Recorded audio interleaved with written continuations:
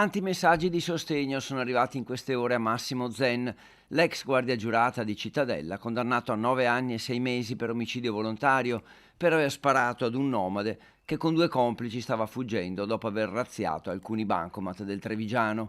Dopo 15 giorni esatti dalla sentenza della Corte di Cassazione, infatti, è arrivata la disposizione dell'autorità e i carabinieri si sono così presentati nella sua abitazione per condurlo in carcere. L'uomo attendeva da giorni questo momento insieme alla famiglia, è stato accompagnato in caserma per la fotosegnalazione e le altre procedure burocratiche, quindi trasferito nel carcere Due Palazzi di Padova, dove inizierà a scontare la pena. Solo dopo aver scontato un terzo della condanna, quindi circa 3 anni, potrà chiedere la semilibertà. L'altra strada percorribile, ma non semplice e comunque che richiede una forte motivazione, è quella della grazia da richiedere al capo dello Stato. L'avvocato ha fatto sapere che valuterà la possibilità di chiederla. Sulla vicenda di Zen c'era stata anche una notevole mobilitazione della politica, ma lui stesso aveva poi constatato nei giorni scorsi che nell'ultimo periodo non c'erano più state iniziative in suo sostegno.